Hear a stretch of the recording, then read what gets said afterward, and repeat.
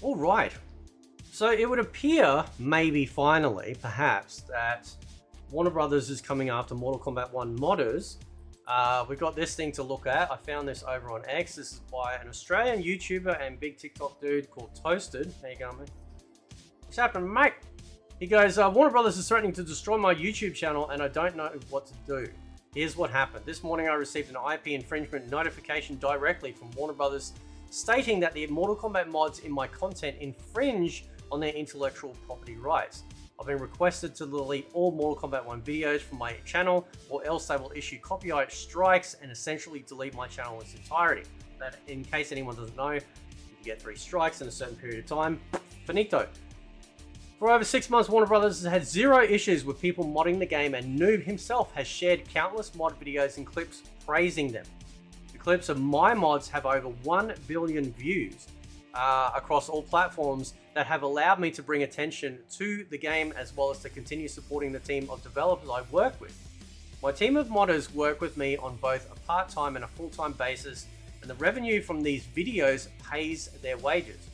The email I have been sent directly from Warner Brothers I am also unable to reply to, so I have no way of contacting Warner Brothers or asking what exactly do they deem infringes on their copyright.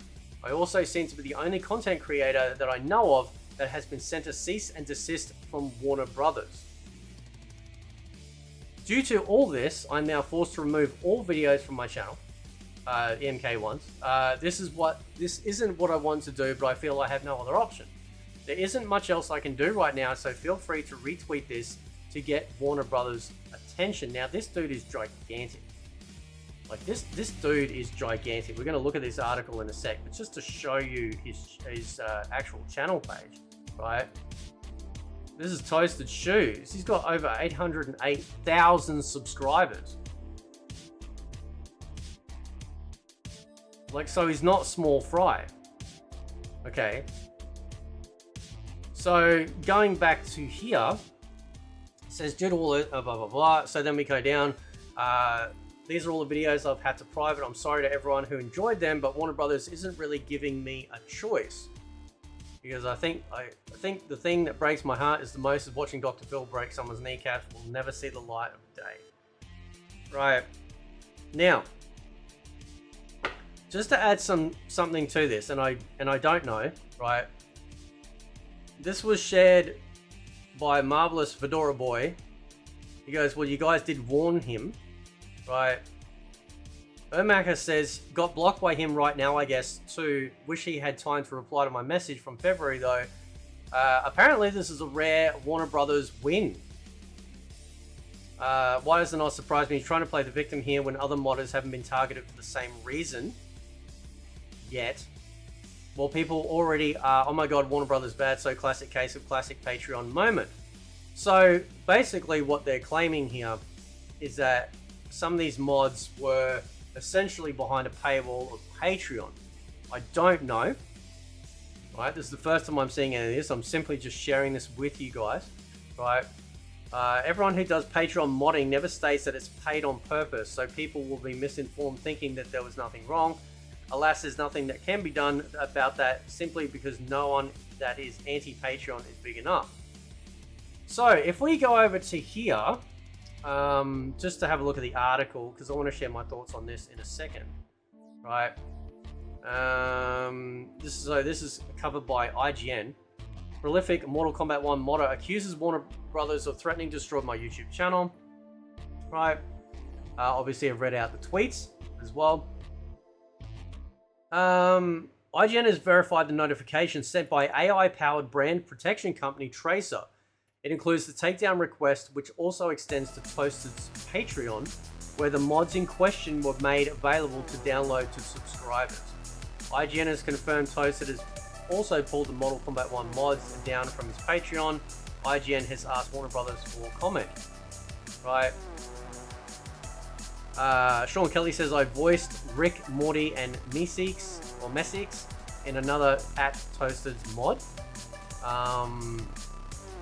Toasted's Mortal Kombat 1 mod videos to showcase Netherlands fighting games various characters like the likes of Disney, Marvel, Pixar, Warner Brothers, and DreamWorks properties. In January 2024, IGN reported on how Toasted had replaced the likes of Sub-Zero, Scorpion, and Liu Kang with Woody from Toy Story, Mr. Incredible from The Incredibles, and even Carl Fredricksen from Up from various MK1 mod videos. Other mod videos showed Rick and Morty and Family Guy in gory MK1 battles. You see image there, or video. Toasted said clips of his mods have more than 1 billion views across all platforms. Right? From 6 months ago, for over 6 months, Warner Brothers have had zero issues with people modding the game. So, if he had mods behind his Patreon wall, right? Which you could also argue that if you have monetization on mods on YouTube, is that going against their ability to do this? Now, people have been making mods forever. Mods absolutely add a lot more juice and substance and just incredible stuff to any game that can actually support mods out there. In recent times, I found a mod from back in the day for Star Wars Empire at War, which is an old real-time strategy game. And there was a mod that was made like 10, 15 years ago, and I found the dude, he's still making it and still updating it now, and I downloaded it as a mod onto my game. Now granted, there's no money being paid to access the mod or anything like that, but this is sort of where it gets a little tricky. Now, if Warner Brothers had no issue until now, my only guess is this: it's because of multiverses, right? Maybe it's multiverses that is the issue here, and that because they're bringing this game out, and because maybe some of that might cross over or conflict, or possibly conflict, they are now going to make it so, no, we're actually making money off this, perhaps you can't do it. Now, these are two different fighting games, might I add too. That's just one theory. I don't think it holds that much weight though, to be honest.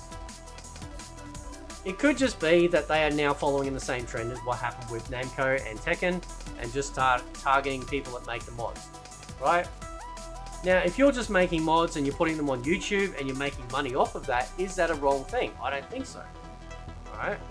I don't think there's anything wrong with that, because otherwise you would then not be able to cover any mod anywhere, on any game, on any platform ever again, because then that thing would apply to that.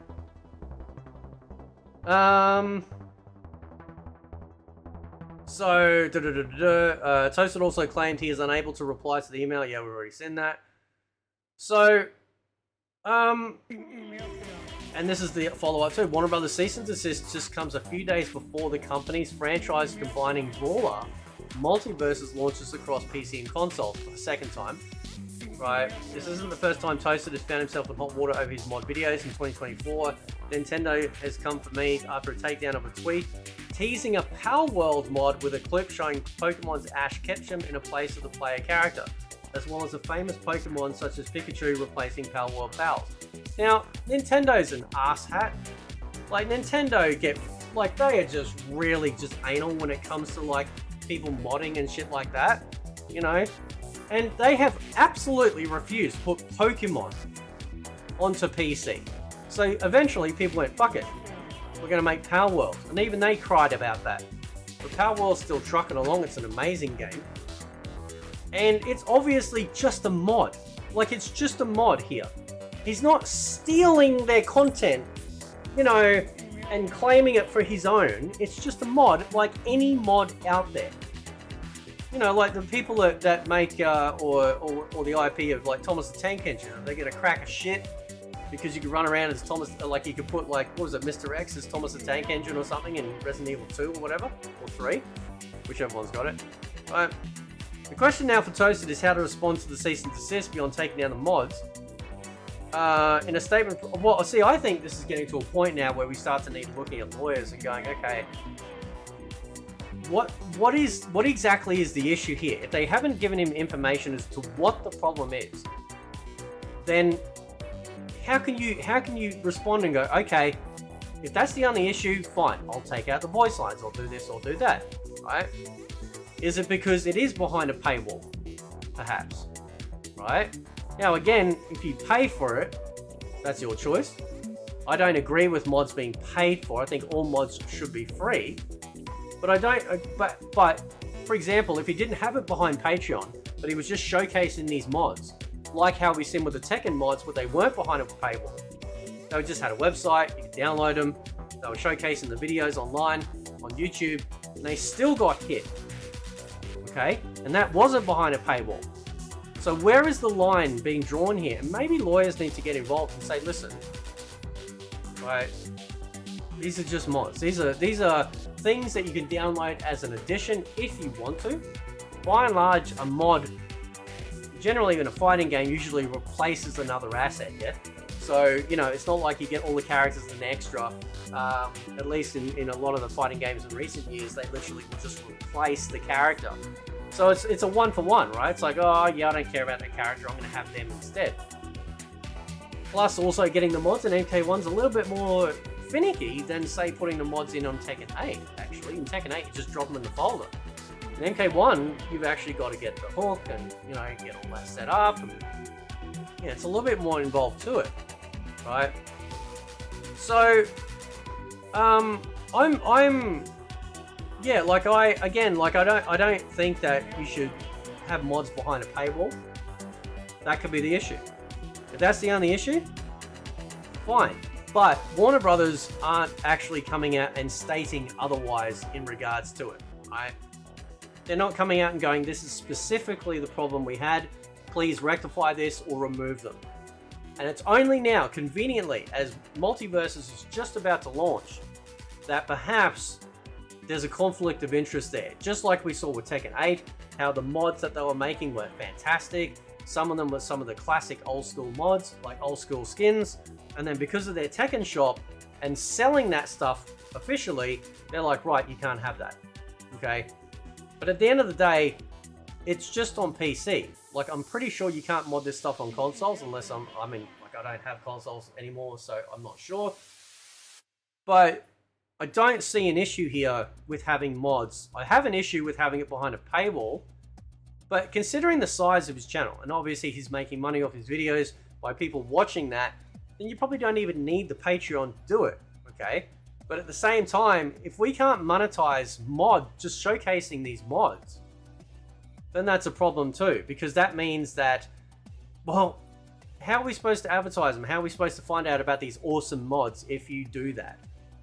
And that's obviously where I think, as I said, maybe lawyers need to get involved and start really nailing down what exactly is the issue here.